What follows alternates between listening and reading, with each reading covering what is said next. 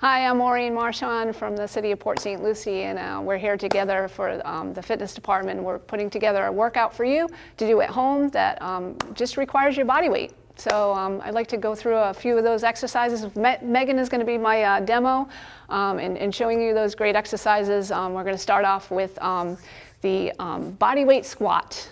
So with that, basically you want to get yourself in position. You want your feet about hip width apart. Toes pointed forward, just a basic squat. You're going to just bring your arms across your shoulders, and then you're going to sit back into it, sit down and bend at the knees and the hips, and you want to keep your body in a little bit of an angle forward, not too far forward. Keep that chest nice and high, as though you're trying to find a seat behind you. So you want to sit back into it, and that will be a great exercise to activate your quadricep muscles, the top of your thighs, the backside, your gluteal muscles, and your hamstrings. So it's a great exercise for that lower body. Another option that you could do that certainly can work the lower body as well, a little bit maybe easier to do, would be well, not so much easier, but building up your time, you could use the wall and do a wall sit. So we're going to demonstrate that here, Megan. If you can just put your back up against that wall, and you're going to make sure your feet are about hip width apart again. And you're just going to kind of slide down that wall until you get to about 90-degree angle. So trying to keep your hips in line with your knees in line with your ankles, and just trying to hold that position as a beginner. Probably start with 10 to 15 seconds, and then come back up and maybe do a couple sets of that until you can build up your time to about 30 to 60 seconds. And that's a great way to build up those lower body muscles, your quads. Okay? Another great exercise to do for your lower body would be a glute bridge, which is going to activate your backside and through the hamstrings, and kind of really help your core muscles as well. It's called the glute bridge. You're going to lay down and rest your head and neck. You want to keep your head and neck neutral if you need to have something to support your head, so you're not bending and aggravating your neck. Make sure you do that. Your feet are about 12 inches away from your backside or your behind. You're going to lift up your hips until your knees and your hips and your shoulders are in alignment.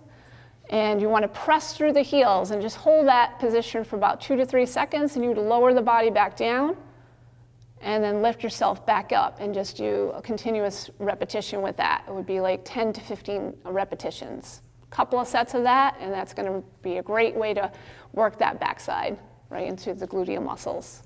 So that's another option for your lower body. A great way to target your inner thighs and outer thighs, as well as your quadriceps and your hamstrings. The whole entire leg is a lateral lunge. It's a little bit more of a intermediate to advanced exercise, but it certainly is a great way to work that lower body. So what you would do is kind of start with your feet together. You're going to take a nice step out, Megan, to your right, and you want to make sure that your feet are in the same position there, and you're going to sit into your right leg. So you're going to bend at the knee, into the hip, and keep the other leg nice and straight. So that way you're targeting and putting the weight into your right leg, and you're kind of getting the inner thighs as well. So that's another great exercise for the lower body. Yep. And then you can go to the left. So you can alternate or do 10 repetitions on one side, 10 repetitions on the other. Take a rest. Make sure you're breathing through all these exercises. So as you're going into the exercise, you want to exhale, inhale as you bring yourself back up. A great way to work that upper body would be pretty much you could start with a beginner, would be a wall push-up.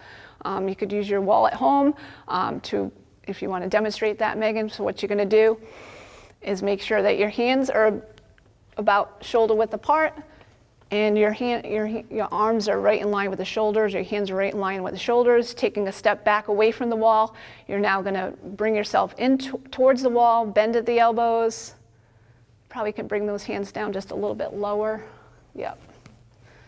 And you're going to go into the wall and then press yourself back to activate those chest muscles, shoulders, and triceps. So it's a great way to work that upper body. Great compound movement, engaging the core as well. So that would be a great way to, a beginner, pretty easy that way. If you wanted to make it a little more challenging, you could take it down to a mat, or if you have a rug or something comfortable to rest those knees on, you could do a knee, do push-ups on the knees. So with the same position, your hands are in line with the shoulders, keeping that back nice and straight, and you're kneeling down, keeping your behind down so it's not up in the air, and you want to press and bring yourself down towards the floor, bending at the elbows, and then pressing yourself back up. Making sure you're breathing, so as you lift up, you're going to exhale, and then inhale on the way down. So if you wanted to activate or get those tricep muscles working, or the back side of your arms a little bit more, placing your arms closer to your body, you're definitely going to feel that a little bit more through your triceps. It's a little more challenging that way. But at least your hands should be about shoulder width apart, or slightly wider to get those chest muscles activated. If you want to make that exercise a little more challenging, you can certainly do a regular push-up, and that's definitely a little more challenging, but it's certainly, you're doing pretty much your full body weight here at this point. You're just going to come down, again, bending at the elbows. Great job, Megan. Keeping that back nice and straight, and you're up on your toes. Perfect. Excellent. Thanks so much for watching, guys, today with those exercises. Hoping that was very helpful. Just a reminder, if you're a beginner, you may want to just do 1 to 2 sets of each of those exercises, maybe 10 to 15 repetitions. A little bit more advanced, you want to add another 3rd set to that. That's great. Hopefully this information was helpful for you, and Parks and Rec really appreciate you watching, and we're going to be sending more videos your way to bring you along the way.